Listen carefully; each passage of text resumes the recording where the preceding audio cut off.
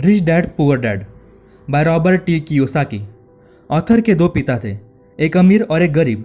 एक बहुत पढ़े लिखे थे, उनके पास पीएचडी थी, और दूसरे पिता 8वीं पास भी नहीं थे। एक सारी उम्र पैसे की परेशानी से जूझता रहा और एक हवाई का सबसे अमीर इंसान बना। एक जब मरा तो अपनी फैमिली, चैरिटीज और चर्च के लिए ढेर सारा पैसा छोड़ गया, और दूसरा ढेर सारा कर्जा।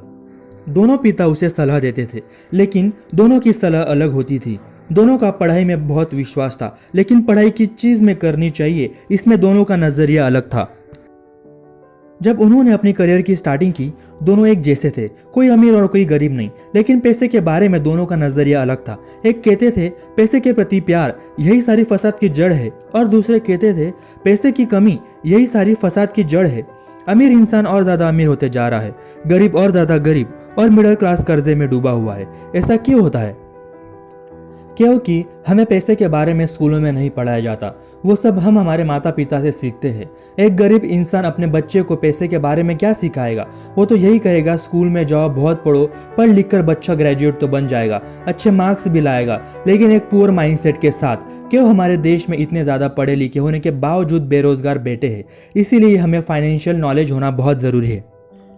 उनके एक डैड हमेशा ये कहते थे हम ये अफोर्ड नहीं कर सकते, और दूसरे डैड मैं ये कैसे अफोर्ड कर सकता हूँ। उनका कहने का ये मतलब नहीं था कि तुम जो चाहे वो खरीद सकते हो। वो उनके दिमाग को काम पे लगाते थे। आई कैन अफोर्ड इट ये कह के हमारा दिमाग काम करना बंद कर देगा। दोनों डैड बहुत मेहनत करते थे, लेकिन जब पैसे की बात आती थी, एक डैड दिमाग को बंद करके बैठ जाते थे और दूसरे सोचने लगते थे। यही कारण की वजह से उनके एक डैड अमीर होते चले गए और एक गरीब रह गए।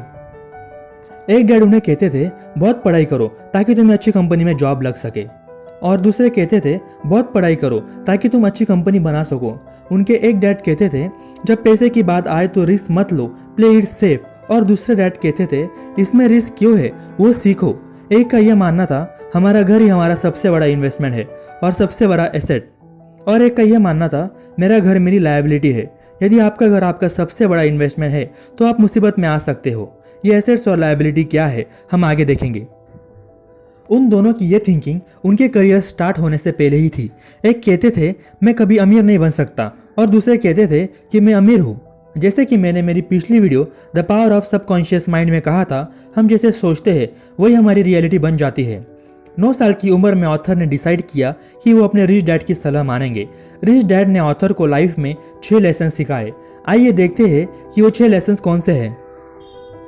Lesson number 1, the rich don't work for money, the poor and the middle class work for money, the rich have money work for them. तो कहानी शुरू होती है सन 1956, जब रॉबर्ट 9 साल के थे। रॉबर्ट और माइक दोनों बेस्ट फ्रेंड थे। रॉबर्ट और माइक को उनके फ्रेंड्स की पार्टी में नहीं बुलाया क्योंकि वो गरीब थे। तब रॉबर्ट ने ठान लिया कि उसे भी अमीर होना है।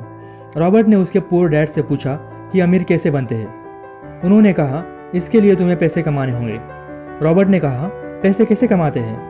उसके डैड ने कहा अपना दिमाग लगा के। रॉबर्ट कुछ समझ नहीं पाया। फिर उसके डैड ने कहा देखो इसका आंसर तो मुझे भी नहीं पता, अब जाओ यहाँ से।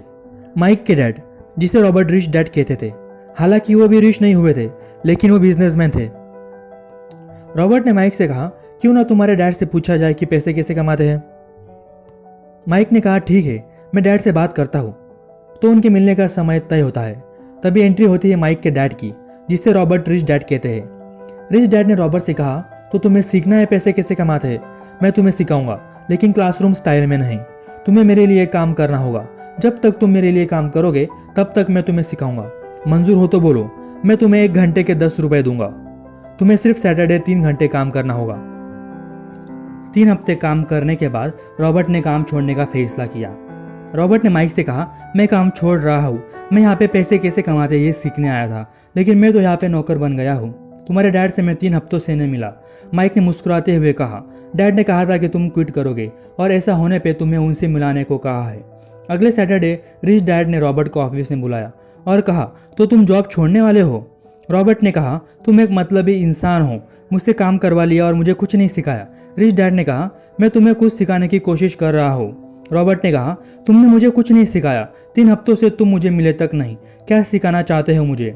रिच डैड ने कहा यही तुम्हारा लेसन नंबर 1 है, rich don't work for money.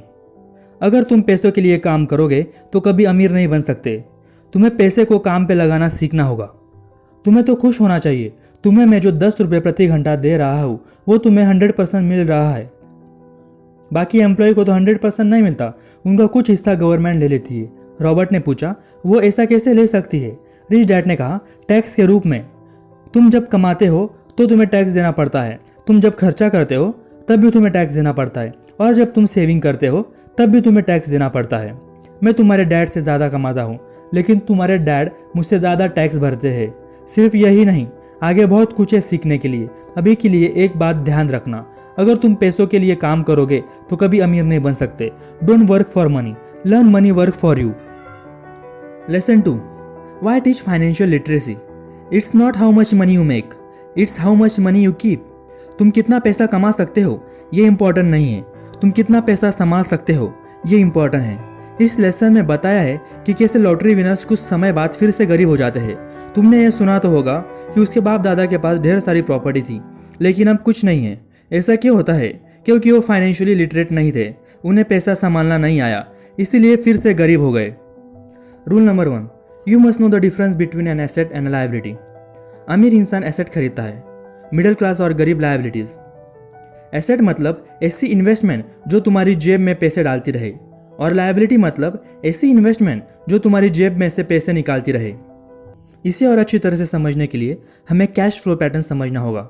This is a cash flow pattern of an asset. आप इस इमेज में देख सकते हो कि एसेट्स में से इनकम जनरेट हो रही है। This is the cash flow pattern of an liability. अब इस इमेज में से लायबिलिटी तुम्हारी जेब में से पैसे ले जा रही है एक्सपेंसेस के रूप में।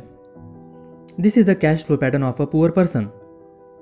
गरीब आदमी के तो ना ही एसेट्स होते हैं ना ही लायबिलिटीज, वो जो कमाता है वो सब खर्चे के रूप में चला जाता है।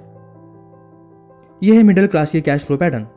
वो जो कमाता है उससे लायबिलिटीज खरीदता है, जैसे कि कार, घर, क्रेडिट कार्ड, और उसका लोन खर्चे के रूप में चुकाता रहता है। यह है अमीर आदमी की कैश फ्लो पैटर्न। उसके एसेट्स में से ज़्यादातर इनकम जनरेट होती है और इस इनकम में से वो खर्चा करता है। अगर तुम ये सोच रहे हो कि तुम्हारे पास ज़्यादा पैसा आने से तुम अमीर हो जाओगे तो तुम गलत सोच रहे हो। अमीर होने के लिए तुम्हें फाइनेंशियल लिटरेट होना होगा। तुम्हें पता ही होगा कि इस दुनिया में सिर्फ 20% लोगों के पास 80% पैसा है। एक रिसर्च के मुताबिक अगर ये सारा पैसा हम सब लोगों में बराबर बांट दिया जाए तो कुछ सालों बाद ये सारा पैसा फिर से उन 20% लोगों के पास चला जाएगा। अब क्यों चला जाएगा ये तुम ही सोचो। Lesson 3, mind your own business. अगर तुम कुकिंग सीखते हो तो तुम शेफ बन जाते हो। अगर तुम लॉ की पढ़ाई करते हो तो तुम अटर्नी बन जाते हो। अगर तुम ऑटो मैकेनिक सीखते हो तो तुम मैकेनिक बन जाते हो। यह सीखने के बाद तुम अपनी पूरी जिंदगी दूसरों के लिए काम करने में लगा देते हो। अपना पूरा नॉलेज दूसरों को अमीर बनाने में लगा देते हो। तुम्हें अपने एसेट्स कॉलम पे फोकस करना चाहिए। अगर तुम्हें लगता है कि तुम्हारे अंदर वो स्किल नहीं है तो तुम सीख सकते हो। Any skill is learnable. तुम कौन सी भी स्किल सीख सकते हो अगर तुम्हारी चाह हो तो। लेखक ने इस चैप्टर में बिजनेस क्या है यह भी बताया है। बिजनेस जहाँ तुम्हारे प्रेजेंस की ज़रूरत ना हो, तुम्हारे लिए काम करने के लिए लोग हो। अगर तुम्हें वहाँ काम करना पड़ रहा हो तो वो तुम्हारा बिजनेस नहीं, तुम्हारा जॉब है। Lesson number 4, the history of taxes and the power of corporation. Author कहते हैं तुम्हें टैक्सेस के बारे में भी नॉलेज होनी चाहिए, तुम्हें लॉज भी पता होने चाहिए। अगर तुम्हें लगेगा कि तुम सही हो तो तुम एक्शंस ले पाओगे। तुम्हें क्या करना चाहिए और क्या नहीं करना चाहिए इसके बारे में तुम्हें पता होगा। Lesson number 5, the rich invent money. 300 साल पहले जिसके पास ज़्यादा ज़मीन होती थी वो अमीर था, फिर उसकी जगह इंडस्ट्रीज ने ले ली। अब इंफॉर्मेशन एज चल रहा है, जिसके पास ज़्यादा इंफॉर्मेशन उसके पास ज़्यादा पावर यानी ज़्यादा पैसा। Example Google, Facebook, WhatsApp, Insta, YouTube etcetera. हमें वक्त के हिसाब से बदलते आना चाहिए। नोकिया जैसी बड़ी कंपनी डूब सकती है, हम सोच भी नहीं सकते, क्योंकि उसने वक्त के साथ चेंजेस नहीं किए। निकॉन जैसी कंपनी पूरे वर्ल्ड में जिसका 80% सेल था वो भी डूब गई। ऐसा क्यों हुआ? क्योंकि उन्होंने वक्त के साथ चेंजेस नहीं किए। ऐसे ढेर सारे एग्जाम्पल्स है।